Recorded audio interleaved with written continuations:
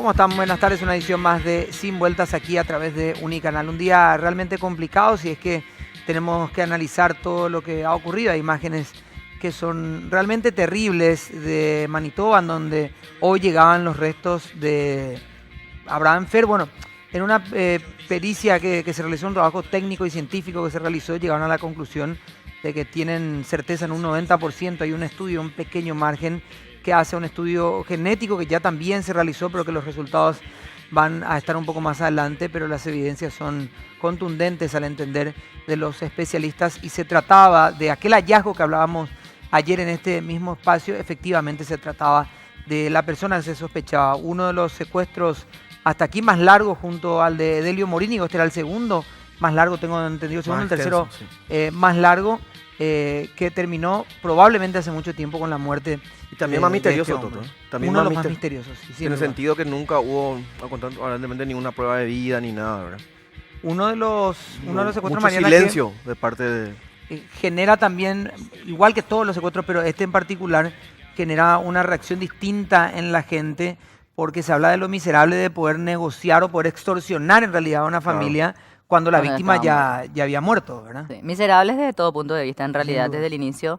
Pero creo que, como vos decías, la reacción se da justamente por esos elementos que se dieron a conocer. Y un elemento más a lo que decís, no sé si llamarlo irresponsabilidad en realidad de parte de las fuerzas de tareas conjuntas, porque hemos escuchado a lo largo de este tiempo, lo decía el propio forense, que el cuerpo, por el estado en el que se encuentran los restos óseos, tendría por lo menos entre 1 y 2 años ya de muerto. Y bueno, y la gran pregunta también es, ¿sabía la fuerza de tarea conjunta esta? Y si lo sabía, ¿por qué se manejaron así? Y si no lo sabían, pues peor, porque están en la zona, sucede a 10 kilómetros de donde le secuestraron, está todo ahí nomás aparentemente y no lo pueden ver, ¿verdad? Pedro, no se puede precisar con exactitud las causas de muerte.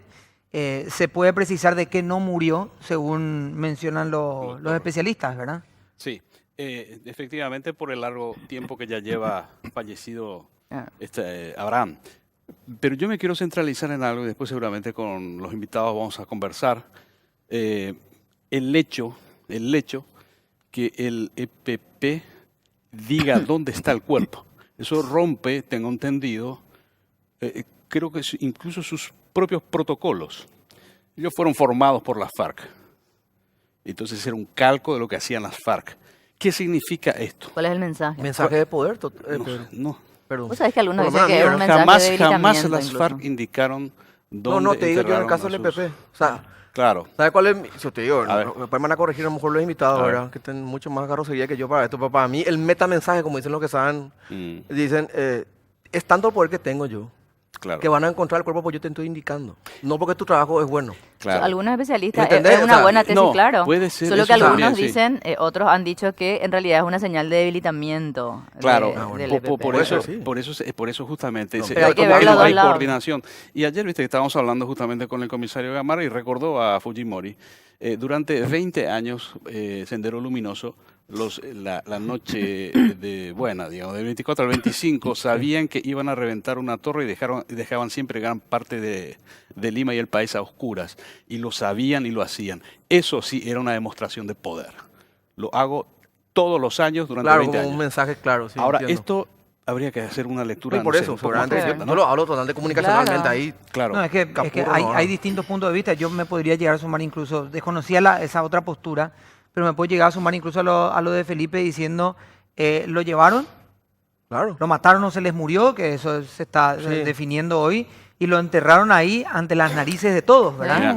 Mira, Sin que nadie se pudiera dar cuenta. Claro, puede ser, claro que sí. Pero es como que para despecharlarlo, ¿no? Sí, Obviamente. es para desmenuzarlo. Pero sí. demostración de poder es, por ejemplo, que te negocien y te tengan 5, 6, 7 personas. Sí. Se pagó y yo lo voy a liberar cuando quiero, donde quiero. Y les O voy a eso que hacer hicieron de saber. pedir igual nomás el tema de los víveres, eso, ¿verdad? Y otro factor sin necesidad o sin pretender generar mayor angustia, que la situación de los familiares de los demás secuestrados, los 4 que o permanecen, por lo menos están desaparecidos o permanecen en el poder de este grupo, es justamente en el caso de Delio, por ejemplo, ¿verdad? Que sabemos que la mamá, incluso la esposa en algún momento decía, quiero que vuelva, pero la mamá decía, yo ya quiero que me entreguen el cuerpo de mi hijo en algún momento, ¿verdad? Perdiendo ya toda esperanza. Entonces con Sí, esto, estaba la mamá claro, en Manitoba. hoy también. ¿Cuál es el mensaje para ellos y el Mamá y el padre. mucho más sensible? Por demás es una cuestión casi enigmática los mensajes que termina dejando todo esto, un caso extraño, si se puede decir de alguna forma, cómo se manejó el secuestro, y sobre todo muchos hablan de que este tipo de grupos tiene un negocio, y su negocio, más allá de lo detestable que pueda parecer, desnable que pueda hacer todo, también se basa en una credibilidad. Me pagás y lo libero, me pagás y te lo devuelvo. Y en este punto, ¿cómo queda la credibilidad también de este grupo, que su negocio es justamente la extorsión por la vida misma de las personas, cuando en realidad extorsionaron a una familia, los humillaron prácticamente, los sacaron de un círculo de intimidad en el que ellos viven, y hasta casi una cuestión religiosa y cultural, ellos viven en un cuadro de intimidad prácticamente absoluta, son vínculos solamente comerciales lo que tienen con la comunidad, los sacaron de ahí y los expusieron de una forma tremenda. Y finalmente con el resultado ya conocido. El objetivo no era él, ¿te acordás? Cuando lo secuestraron, ¿no? Y en su momento el objetivo no era él. Hemos preparado un informe al respecto y ya saludamos a los invitados. A ver el informe, por favor.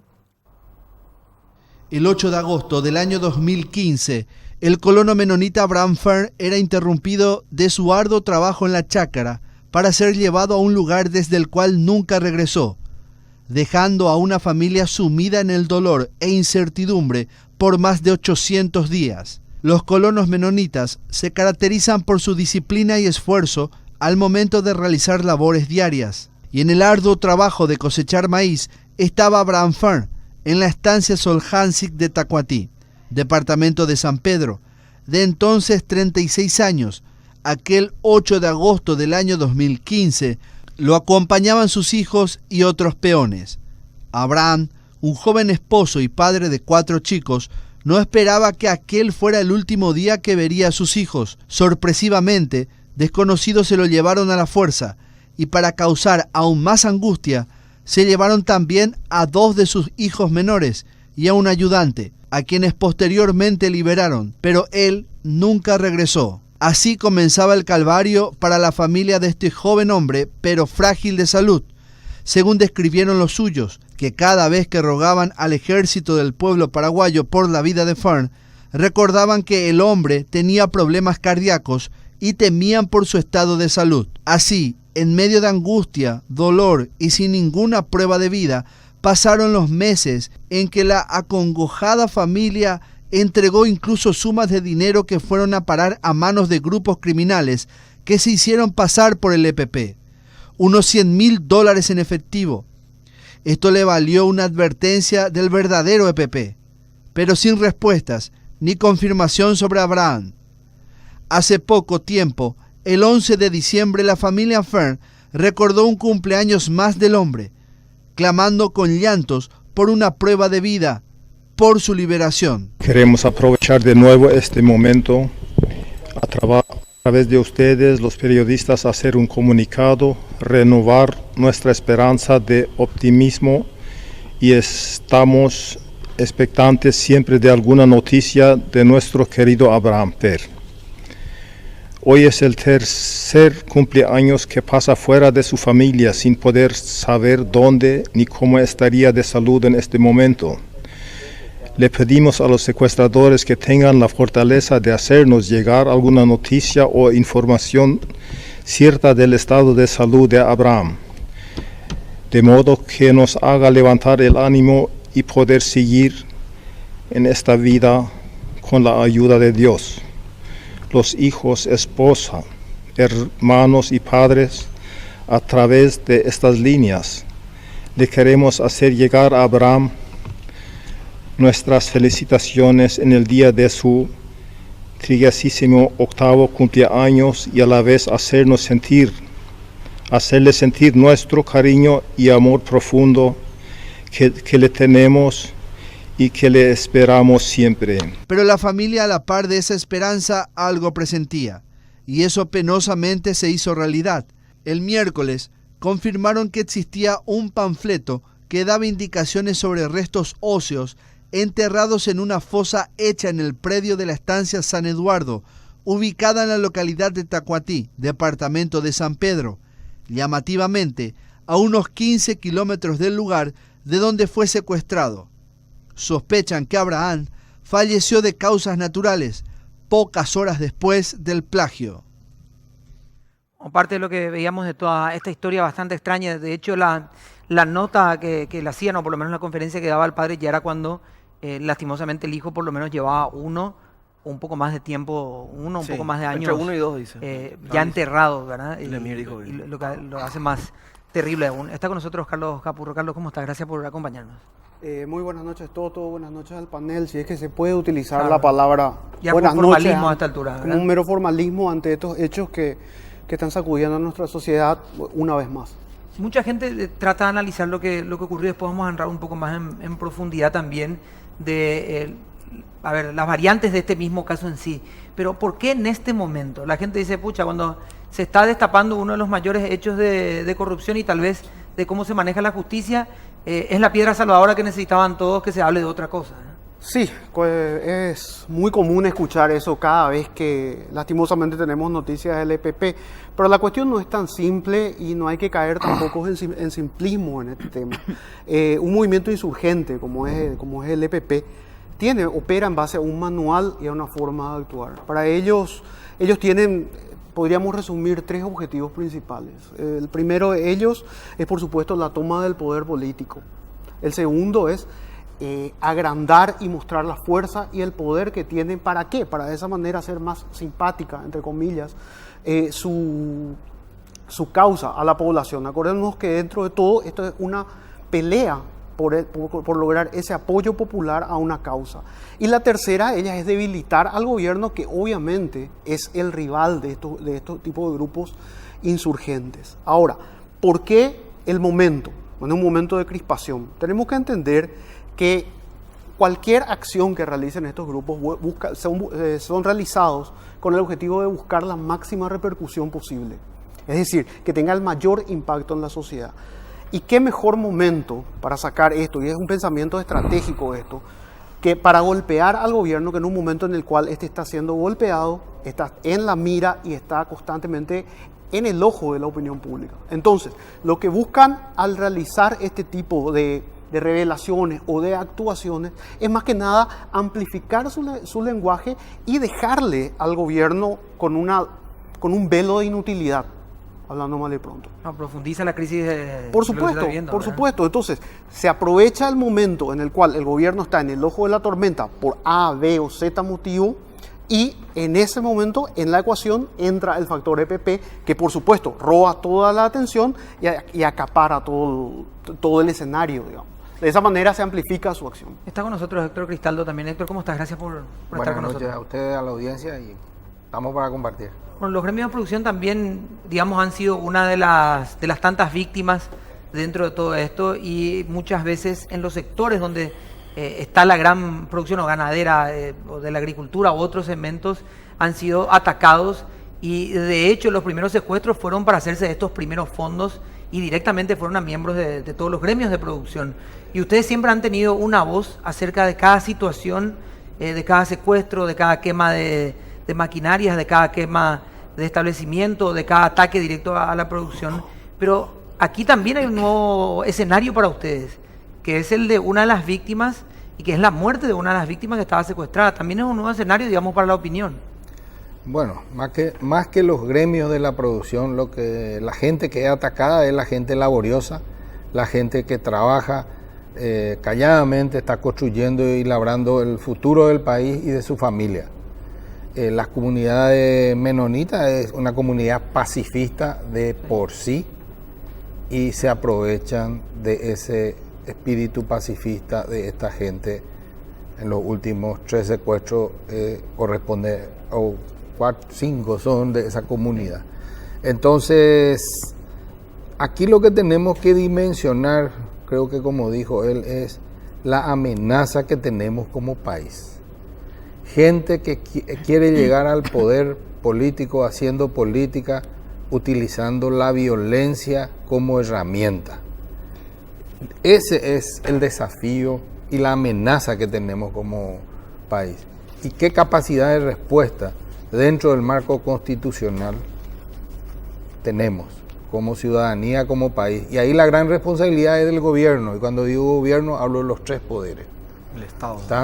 Los tres poderes del Estado. Está el ejecutivo, que tiene que operar, el legislativo, que tiene que cooperar en ese proceso, generando el escenario de identificar bien quién es el enemigo. Porque a veces por mezquindad de política se traban algunas cosas, muchas, no digo que en este caso, pero hay casos en que se prioriza lo electoral antes que lo nacional. Creo que este es un tema que tenemos que poner como sociedad en un tema de decir, todos vamos a empujar en el mismo sentido, porque si estiramos hoyo a hoyo, vamos a ir mal, que es lo que nos está pasando. 20 años ya tiene este tema. Sí, no, es una cuestión de... Comienza en el 97 la banda de Choré, los seminaristas del Monseñor. Entonces, de ahí arranca. Después viene María Di, que fue el primero de este grupo acá en Asunción. Después viene Cecilia con el final que conocemos. Ahí viene el fiscal Latorre, casi desmantela todo. El remanente, esto va, y en 4 o 5 años comienza con Lidstrom de nuevo en esa zona. Y estamos dejando crecer por nuestras propias desinteligencias de la gente que quiere un Paraguay en paz. No nos ponemos de acuerdo cómo aislar y erradicar a los violentos. Hoy mismo la discusión muchas veces es, bueno, ¿quién tiene las culpas? No, ¿cómo podemos hacer mejor la tarea? Es la pregunta que tenemos que hacernos como ciudadanos. ¿Cómo evitar que los violentos se tomen el país? Esa es la pregunta que yo... somos más duros con la FTC, con toda su falencia y todos sus errores con el EPP. Una cosa loco, uno lee a veces los debates y parece que... ¿Puedo hacer una primera pregunta? Sí, y después Mariana y Pedro. Para Carlos Capurro, ¿cuál es el papel en este tipo de cosas? Yo, en estos días, cuando pasa este tipo de cosas, parece una cantidad de gente experta en seguridad, ¿verdad? Por todos lados parecen. Con el diario del lunes. Sí, no, con el diario. Terrible. Tipo los DT de Olimpia somos. Todos somos DT al otro día. El tratamiento... Pero antes a vos te escuché hablar o te leí sobre la palabra insurgencia. ¿Cuál es la característica de eso y también cuál es el papel que tienen que tener los medios de comunicación con este tipo de grupos? Sí, es muy importante y oportuna, Felipe, tu pregunta, en el sentido de que se utiliza mucha terminología que lleva a confusiones. El término aceptado para el tipo de grupo que es el EPP es el de insurgencia. ¿Por qué? Porque es un grupo armado que busca la toma del poder. El objetivo último de ellos, más allá de estos golpes tácticos que van quedando en el camino, el objetivo último es la toma del poder político. Entonces, se le denomina insurgencia. Bueno, ¿cuáles son las características? Estos grupos utilizan principalmente la guerra asimétrica, que se entiende la guerra como contra un Estado organizado, con reglas, con un marco constitucional, como mencionó acá el ingeniero, versus un grupo que no está sujeto a ninguna regla, que no tiene ningún tipo de censura o no un organismo interno que juzgue la legalidad o no de las acciones que realiza. Entonces, dentro de este marco, este tipo de grupo tiene un arsenal prácticamente ilimitado. Utiliza tácticas que algunas veces son terroristas, otras veces son de combate guerrillero, otras veces son directamente de crimen organizado, por ejemplo, secuestros extorsivos, algunas vinculaciones con otro tipo de grupos que persiguen un objetivo económico y se dan algunas alianzas temporales, ¿verdad?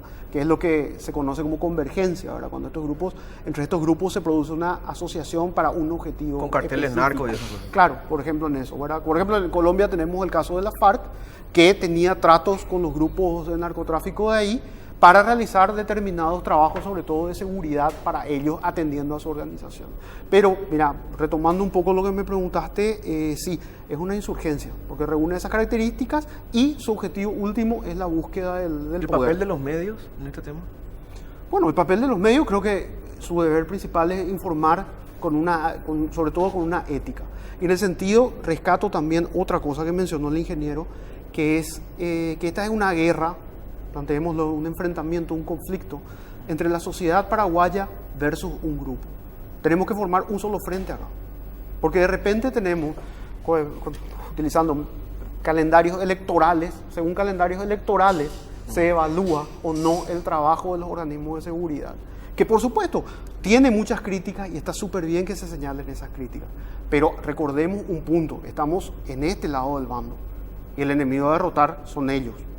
Después vamos a hablar de la condición legal que trae la palabra insurgencia también, porque por los años hemos tratado de definir con cuidado acerca del EPP, porque una palabra de más, o por lo menos eso es lo que siempre nos dijeron, una palabra más los puede blindar, una categoría tal, y le puede dar una puede servir categoría para otra cosa. internacional que después, Claro. el estatus internacional que después, a la hora de querer erradicarlos, no, finalmente no se puede porque hay una protección.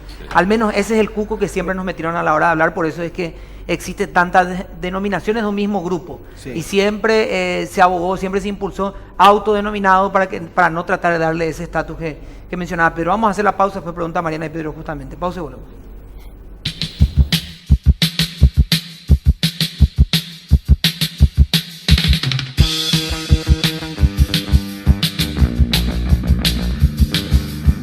Vamos a tratar de no perder más tiempo, Mariana, por favor.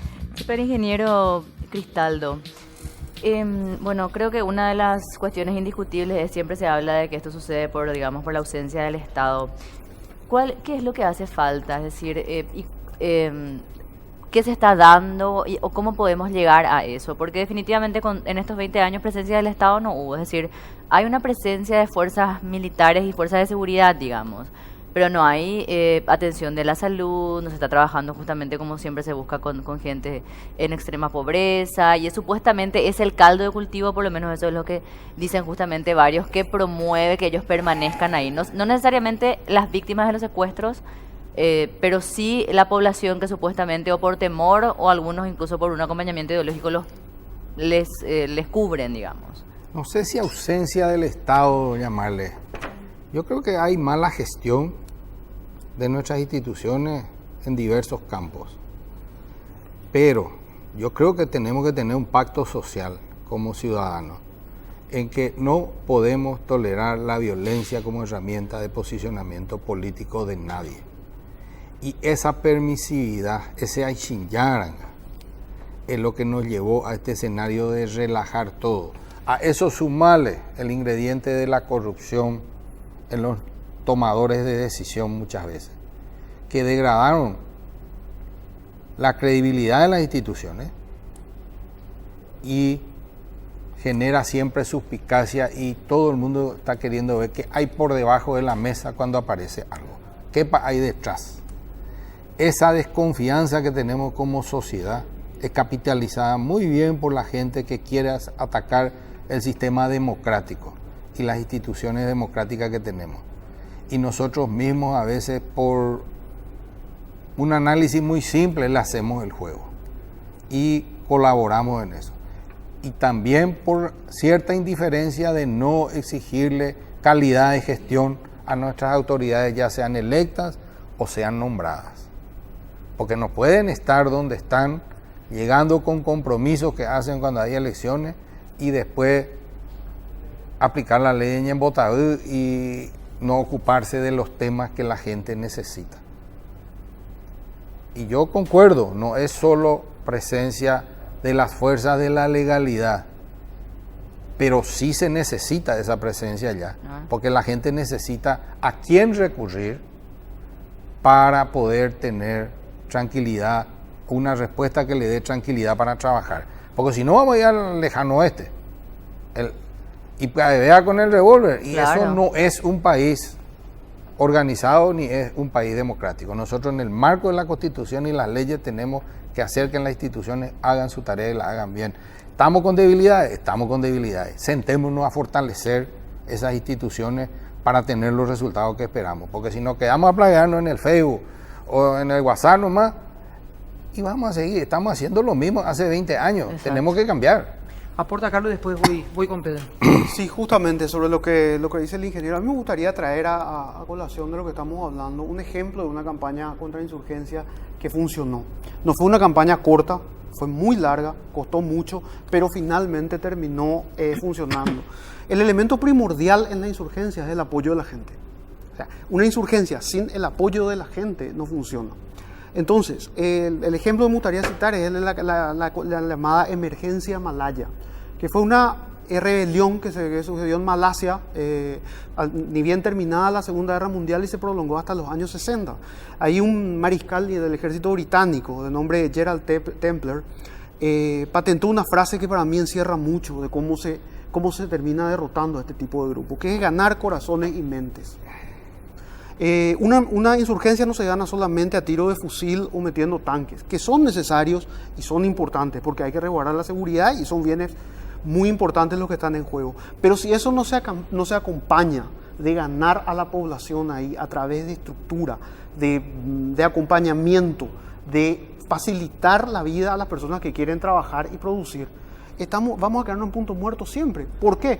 Y para terminar nomás digo, en un país en donde tenemos una inequidad social muy alta, como la que tenemos acá en Paraguay, donde la presencia del Estado cuesta, yo no digo también, suscribo también eso, yo creo que hay presencia del Estado, pero es insuficiente, que es otra cosa, donde tenemos poca presencia del Estado y donde tenemos una inequidad social muy grande, el hecho de que Paraguay no cuente con un plan de contrainsurgencia es muy grave. Porque estamos sentados sobre un polvorín. De hecho, las mismas autoridades ayer, Pedro, bueno, ya no autoridades vigentes, pero que, digamos, trabajaron. Fueron protagonistas en su momento. La policía, por un lado, además decían, no, la gente de la zona no les apoya. Y por el otro lado, el Chamorro, no. No, Liceras, yo creo que fue. No fue Liceras. Machuca, entonces. Fue Machuca ayer. Dijo, no, hay gente que los apoya. Sí. Y nosotros tenemos que entrar ahí. O sea, había dos visiones del mismo problema. De los dos que tenían que atacar el mismo problema. Uno fue en su momento jefe del ejército, sí, y el otro fue estuvo al frente de las fuerzas policiales allá en la zona. Hay que entender también, Pedro, sí, pero muchas veces que se entiende por apoyo. Muchas veces el apoyo no estamos hablando de un apoyo voluntario y natural. Estamos hablando de un apoyo que muchas veces se da también por el factor miedo. Obvio, claro. Bueno, en realidad eso es lo que decía Maíz, que le hizo reventar la cabeza a su propia tía porque habló. Pero el tema es ese, y para entender un poco esto que hizo el EPP, ellos necesitan obviamente el apoyo de la gente de la zona, sea por convicción o sea por temor o por conveniencia. Esta familia, los Fer, son gente de la zona. Si bien son cerrados, los menotistas tienen una muy buena imagen, ellos dan trabajo, en fin, todas esas cosas. Es más, cuando dijeron que se iban a ir, todo el mundo se desesperó, porque esa es la verdad. ¿Qué pasa después? Ahora, y para entender un poco, cuando ellos van e informan dónde está el cuerpo, rompiendo, reitero, creo que todos sus protocolos, ¿qué significa eso? ¿No querían quedar mal con la gente? No, el mensaje es claro. El mensaje es: nosotros manejamos la cancha, nosotros tenemos la pelota, nosotros decimos cuándo. Es en realidad no es una demostración de poder real, pero es una proyección de imagen. Es como quedó, digamos, como quedó ahí. ¿Cómo queda? A ver, ¿cuál es la lectura para el general de la población hoy? Para el general de la población es: el gobierno inútil no llega a encontrar el cuerpo. La inteligencia de la FCC no sirve para nada. ¿Por qué se encuentra el cuerpo? Porque el EPP quiso que se encuentre el cuerpo. En ese caso no hubiese sido más estratégico no dejarlo encontrar jamás. No, porque es un mensaje: nosotros tenemos poder de vida y muerte. No nos hubiéramos enterado nunca. Claro, y ahí viene lo que te decía anteriormente, la subyugación por el miedo. O sea, si yo no logro que vos me apoyes voluntariamente, por temor me vas a apoyar. Felipe, después María. Ahora, Héctor, ¿cuál es el ambiente que se da a nivel de ustedes, los productores, la gente que trabaja, como mencionaba, después de estos casos? ¿Qué se habla? ¿Qué dicen? Mucho temor, mucha incertidumbre. De luego, y les voy yo creo que lo que hay es también, se instaló una gran desconfianza hacia la policía. Hay desconfianza. Entonces, al no haber confianza y no acercarse a dar las informaciones, es difícil captar y saber qué está pasando. Porque la gente tiene miedo. O cree que los menonitas van a colaborar con el EPP. No colaboran. Pero por el temor, de repente cumplen las exigencias que le ponen. Y de manera indirecta e involuntaria están cooperando a amplificar qué es lo que ellos buscan. Ellos buscan mucho más un posicionamiento mediático y de dar una imagen a lo mejor que funciona como relojito suizo, y a lo mejor no son así. Pero la imagen que se tiene es que funciona como un reloj suizo. Y a lo mejor tienen las mismas valencias. Paraguayos y andes, más vale que nosotros. Pero se está creando esa imagen de invulnerabilidad. Y el tiempo genera eso, va sedimentando. Y nosotros, en lugar de sentarnos y recapitular y decir, bueno, esto no está funcionando, ¿cómo hacemos que funcione? Ya opa todos los días donde ya pueden invadir. No le fortalecemos, no le estimulamos a la gente que tiene que hacer la tarea para que la haga bien. No sabemos qué están pasando.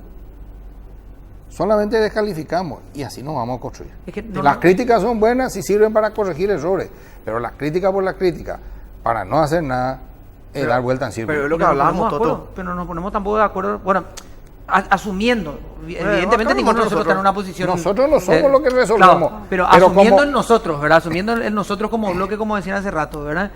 No nos ponemos de acuerdo. Algunos dicen, no pasan más de 20, no son mucho más de 20, no hay una línea que va mucho más allá de lo que nosotros podemos ver. Otros dicen es mucho más peligroso lo que pensamos porque hoy están haciendo chicos que ya toda su vida van a estar dentro de este esquema y ellos van a ser, digamos, la parte más ruda de todo eso. Acordate cuando a Fidel Zavala lo secuestran. Alejandro Ramos era recluta. Hoy tiene su propia columna. Y sus soldados son sus hijos que seguramente en esa época estaban tomando tereré en su casa. Entonces ellos evolucionaron, nosotros seguimos todavía discutiendo si son muchos o son pocos. Y no estamos discutiendo cómo hacer que nuestras instituciones se fortalezcan para hacer el trabajo que tienen que hacer. Es decir, la presencia del Estado, pero con eficiencia, no la presencia por estar o para que esté de peajero en la barrera. Eso no sirve. Pues, Capurro, no alcanza pues la tanqueta ni el tipo con el fusil, ¿verdad? Ni la no, pero inclusive la barrera policial, en la percepción de la gente del campo, muchas veces es un peaje más. No es un tipo que te va a cuidar cuando pasas y te va a dar protección. Esa es la percepción muchas veces. Entonces tenemos que corregir esa percepción para generar confianza. El punto es que para cambiar la percepción de algún modo, la gente tiene que cambiar también lo que se ve. O lo que se hace. O lo que se hace. Yo veo lo que se hace, digamos, o lo que se cuenta. Me gustaría consultarle a Carlos. Nosotros hablamos ayer con ex militares, ex comisarios, o gente que estuvo involucrada, y bueno, como decíamos, recurrimos a los expertos, a los analistas.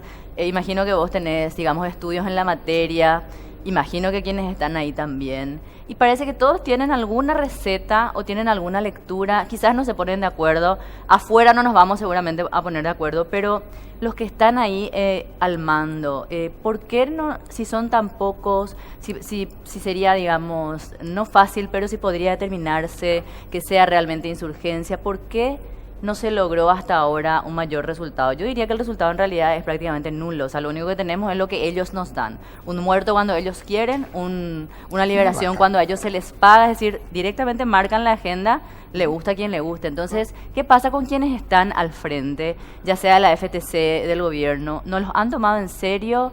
¿Les menosprecian todavía? ¿No se dan cuenta? ¿O hay gente que es inoperante, la gente que puede ser no tiene poder? O sea, ¿qué es lo que pasa? Bueno, si parece que todos saben afuera, ¿verdad? Claro, sí, o sea, el papel resiste todo siempre. Sí. Pero, a ver, voy a tratar de dividir en dos partes tu pregunta, ¿verdad? En primer lugar, al EPP, desde que surgió, ya se lo puso en duda. Nunca nadie tuvo diferentes evaluaciones a lo largo de los años. No existe, es un cuco, es un invento, hasta magnificarlo a niveles terribles. O sea, hubo una variedad. Nunca se puso de acuerdo en definir qué es y cómo combatir al EPP. Recetas, hay muchas. Hay recetas que cuestan más, hay recetas que cuestan menos, etcétera, etcétera. Paréntesis, eso quiere decir que aún hoy el gobierno no tiene una definición del EPP. O sea, no, los organismos de seguridad lo tienen, lo tienen claramente. Ahora, la cuestión, ¿por qué no se soluciona? Voy a definir en voluntad política. Pero cuando hablo de voluntad política, voy a hablar de una voluntad política general. No voy a hablar de una voluntad política que depende exclusivamente del Poder Ejecutivo o que depende del comandante de las FTC o del Ministerio del Interior. Una voluntad política que englobe a todos los organismos de gobierno, a los poderes ejecutivo, legislativo, judicial, a los órganos extrapoderes como la fiscalía, como las defensorías, etcétera, y también dentro de la voluntad política no hay que excluir a la sociedad. Es decir, ponernos todos en la misma página, darnos cuenta quién es el enemigo y tirar a eso, no sacar réditos políticos, porque mientras, decía Martín Fierro, si los hermanos se pelean, los devoran los de afuera. Mientras nosotros estamos peleándonos por tecnicismo o por sacar un rédito político, porque se hizo A o porque se hizo B, nunca vamos a llegar al objetivo. Mientras tanto, los otros siguen fortaleciéndose. Hoy leía cosas en algunos medios de carácter alternativo, creo, ¿verdad? Que decían, la FTC no sirve para nada, hay que desmantelarla. Si vos desmantelás la FTC, ¿qué pones ahí? Les otorgás el territorio, les das la soberanía sobre un pedazo. Claro. Entonces eso digo, o sea, mientras no tengamos esa cohesión como sociedad y tengamos una voluntad política dirigida a un mismo norte, muy poco, no va a haber estrategia que, no sé, le puedes traer al general Petraeus que dirigió la insurgencia en Irak y tampoco va a tener resultados. Mientras no nos sentemos todos y hablemos el mismo idioma y definamos qué es lo que queremos, lastimosamente va a haber mucho y largo camino todavía por recorrer. Vamos a hacer una pausa, pero sí, vamos a hacer una pausa y ya vuelvo.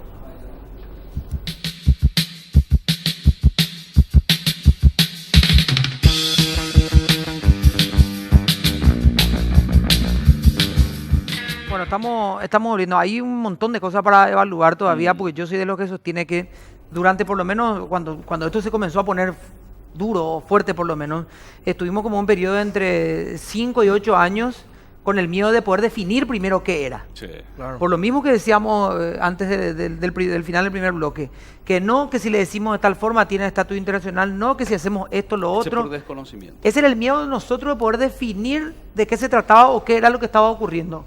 Ayer, el principal miedo que ellos exponían, al menos los organismos, los que fueron los encargados de los organismos de seguridad, decían, pero nosotros no queremos en 10 o 20 años terminar como, y daban ejemplos de Fujimori y otros ejemplos. Claro, líderes de humanidad, esas cosas. Claro, que atacaron la situaciones como esta, según ellos en sus respectivos países, y terminaron presos.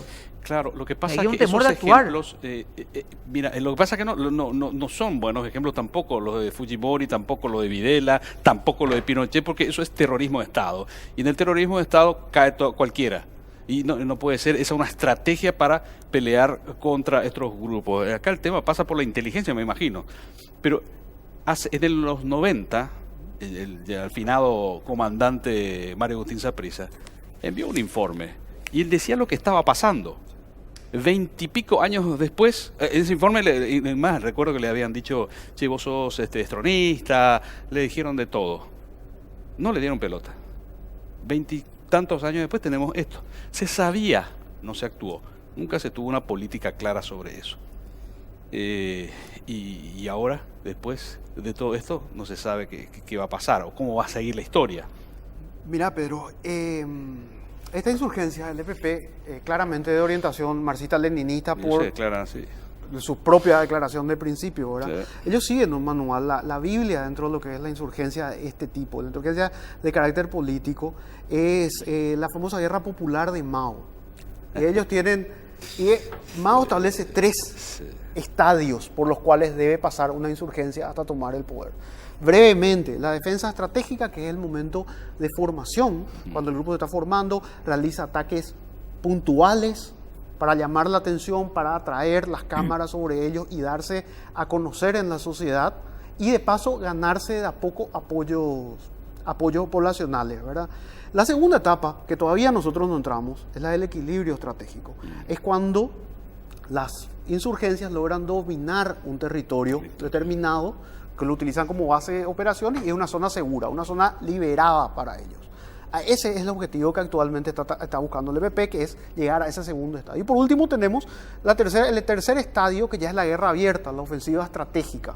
Es decir, cuando ya se enfrentan de igual a igual con el aparato de gobierno. Y ahí sí la guerra ya es total hasta obtener el poder. Entonces, yo creo que cuando hacemos una lectura de todo eso, tenemos que ver desde esa perspectiva, dónde están ellos y en base a dónde están ellos ubicados, realizar la la operación que haya que hacer. Y repito, para hacer esas operaciones se necesita un pacto y un consenso social. Mientras no haya eso, nadie va a querer tomar el toro por las astas, por miedo muchas veces. Sobre ese mismo punto, Capu, en el imaginario ideal de que todos nos pongamos de acuerdo, ¿cómo se construye esa convergencia social? Con diálogo únicamente, y también por parte del gobierno mejorando su estrategia de comunicación, en el sentido de hacer llegar. Por ejemplo, hay mucha gente que dice la FTC se va a pasear, se va a extorsionar, se va a torturar. A mí me consta personalmente el trabajo que el Comando de Ingeniería, por ejemplo, realizó allá abriendo caminos, pavimentando muchos caminos que facilitan el comercio de los productores entre ellos y para sacar los productos hasta Asunción. Eso, por ejemplo, tiene muy poca o escasa visibilidad. Claro. Y esa es una forma muy importante de cómo se gana eso que hablábamos de los corazones y las mentes. Ingeniero, ¿querías aportar algo sobre el punto? Le estamos dando respiro también al ingeniero, pues Claro, está ahí con un poquito de agua. Estamos atravesando todo. A ver. Bueno, si está preparado le voy a... ¿Está listo? ¿Está listo? Vamos ahí. Está listo el ingeniero. Bueno, justamente estaba viendo algunos mensajes y la gente también estaba aportando esto. Se habla mucho y se sostiene y hay información de que, por supuesto, el EPP, digamos, se dice, trabajan en el campo durante el día y a la noche van al monte, es algo que se instaló también, de que están a la vista, digamos, de todas las personas. Si usted trabaja, en este caso está en el campo, digamos, es así y de ser así, es decir, ¿por qué la gente, los mismos miembros de los gremios de la producción, sean ganaderos, productores, por qué no dan pistas, digamos, de dónde están, si es que realmente sucede? Como dice que incluso se colabora por miedo, porque incluso se colabora hasta con el asado para ellos, pero a la hora de denunciarlos, digamos, esos datos no se dan. Bueno, yo creo que hay de todo, de gente que da datos y no se procesan. También. Claro. De gente que tiene datos y tiene miedo de dar datos. Y de gente que coopera directamente con ellos. De todo hay. Por eso que yo hablé que hay que ganarse la confianza con una gestión eficiente de las instituciones del Estado. Porque comisaría hay en todos lados. Escuela también. Claro, porque si al final te vas a arriesgar para contar y como y dices, tener finalmente, después claro. te viene el vuelto, entonces la gente se cuida. Entonces esa confianza es la que no existe y con los resultados últimos No, claro. está Más que debilitado comprobado, claro. más que nada ese vínculo de comunidad Estado. con sus autoridades. Tener ese vínculo de confianza es muy difícil construir y es muy fácil de perder. Sí. Entonces esa es una tarea pendiente a trabajar.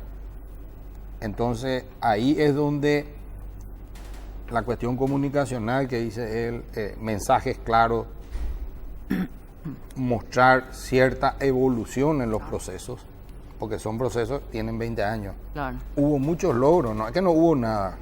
Se desmanteló todo el equipo que le secuestró a Cecilia, se fue desmantelado. Los remanentes, esos reconstruyeron y siguen, se desmanteló LACA. Sí.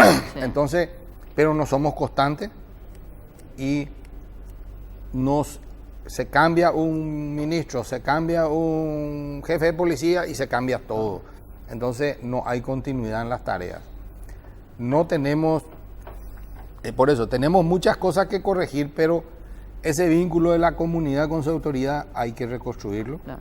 Y eso es lo que va a permitir achicarle la cancha a esta gente. Carlos. Sí, justamente sobre el punto. Rescatar un principio básico que hace a la contrainsurgencia, que es que tenemos que entender, y el gobierno necesita dar a conocer esto.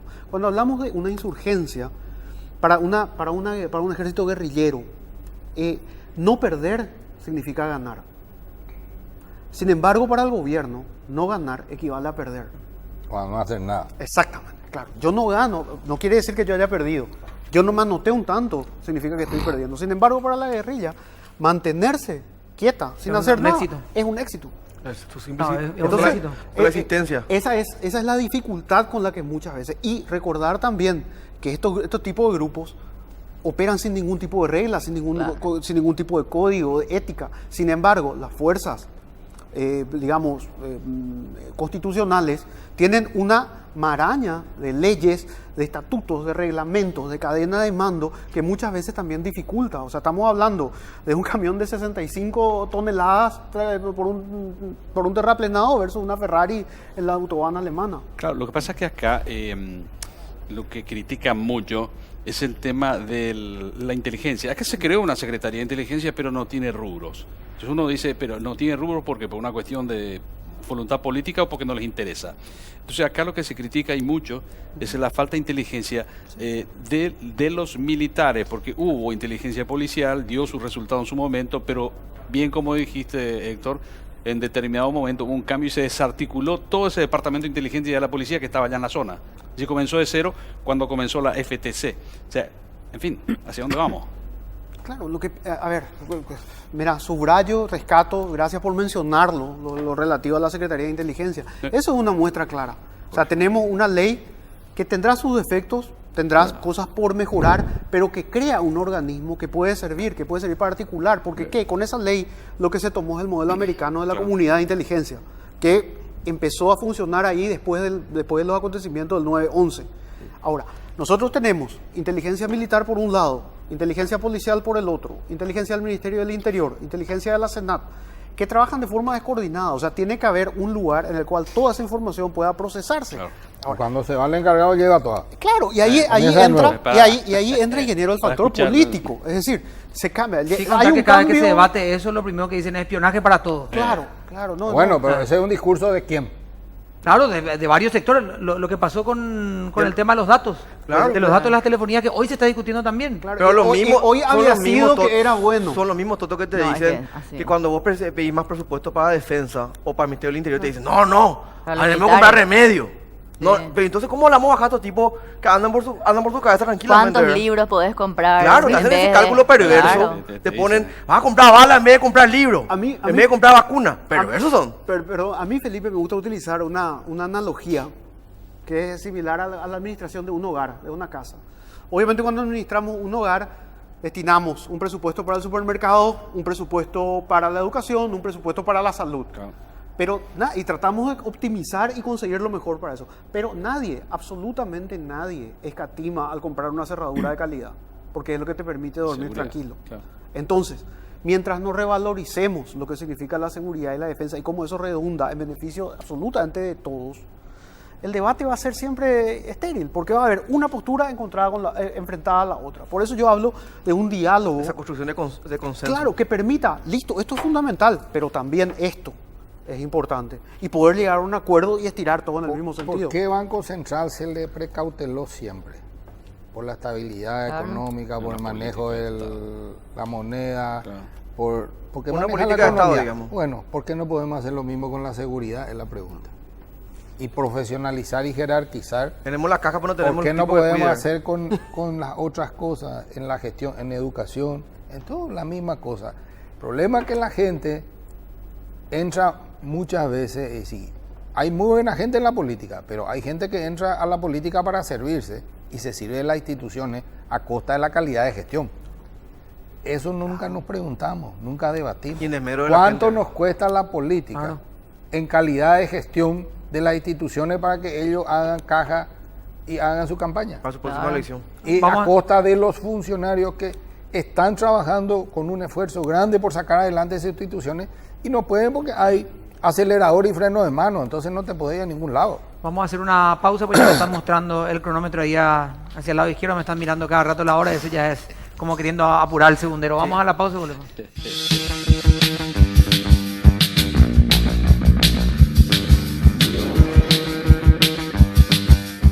Este verano la adrenalina la ponemos nosotros. ¿Te la vas a perder? Asunción Motorsport te trae las mejores marcas del mundo. Motor, por supuesto, con Polaris, KTM y Cebu. Te esperamos en nuestro showroom de San Bernardino, en la avenida Guillermo Neumann y Mariscal López. Comunicate al 0972-162-172. Estamos ante el momento tal vez de poder conciliar un poco las ideas y dar un mensaje, dar en el sentido y como lo venimos diciendo, no somos los responsables, pero dar un mensaje como Estado más que como gobierno de turno y comenzar un camino. Hay que aprovechar también lo que ocurrió hoy en Manitoba y en todos estos años, en donde una comunidad que tenía sus reservas por cuestiones culturales, religiosas, por trabajo, como es la comunidad menonita, también se abrió en estos últimos años a la comunidad. Y creo que el efecto de todo lo que esto ha ocurrido con la familia Fer ya no es el mismo que en otras situaciones en donde la gente sentía hasta una cuestión casi extraña de lo que ocurría.